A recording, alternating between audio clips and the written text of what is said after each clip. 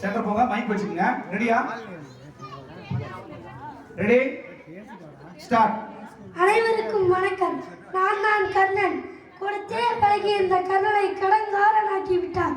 என் மானம் காத்த நண்பா துரியோதனா, உனக்கு நான் என்ன கைமாறு செய்ய போகிறேன்?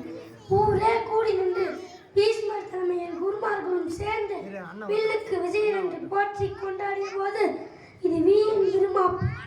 என் வில்லோட்டத்தை கண்ட பின் முடிவை கூறுங்கள் என்று நான் சூழலித்த போது, நீ பிறப்பறியாதவன், தேரோட்டியின் வளர்ப்பு மகன், வில்லோட்டம் என்பது வீரனுக்கு மட்டுமே உரியது, வெறும் விளையாட்டல்ல என்று ஆச்சாரியார் என்னை இழிவுபடுத்த ஊரே சிரித்தது.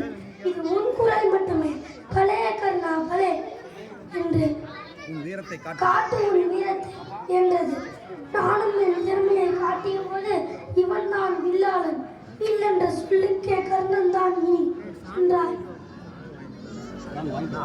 அர்ஜுனன் பிறப்பால் உயர்ந்தவன், வீரத்துக்கென்று பிறந்தவன் அர்ஜுனன். பிறப்பால் தாழ்ந்தவன், வீரம் வந்துவிட்டதாக நினைப்பவன். நீங்கள் இருவரும் நேருக்கு நேர் நின்று போட்டியிடுவதை என்னால் ஏற்றுக்கொள்ள முடியாது. கண்ணா போவெளியே என்று ஆச்சாரியர் கூற, இது என்ன நீதி, இது என்ன தர்மம்? பிறப்பை கொண்டா வீரத்தை மதிப்பிடுவது?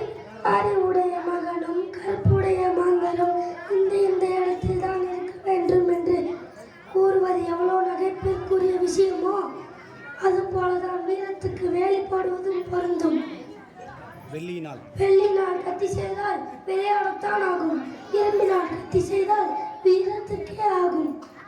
இரும்பு தாழ்ந்து விட்டால் நீங்கள் வீர போரையே வெறுத்திட வேண்டும். அப்பொழுதுதான் உங்கள் தர்மத்திற்கு அர்த்தம் காண முடியும் என்ற அக்கணமே எதையும் சிந்திக்காமல், இது என் நண்பன் கர்ணன், வங்கதேசத்து அரசன் என்று எனக்கு முடிசூட்டிய என் உயிரே, என் மானம் காத்த தெய்வமே, என் உயிர் இருக்கும் வரை உன்னுயிர் இருக்கும், என் உயிர் பிரிந்த பின்னால் உன்னுயிர் பிரியும். இது இந்த கர்ணனின் சத்தியம்.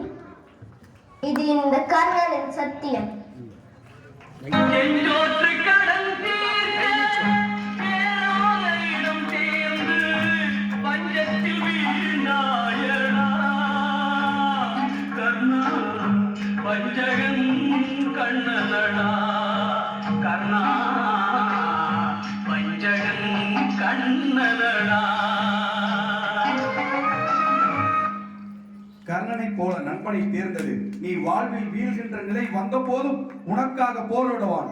நன்றி, வணக்கம்.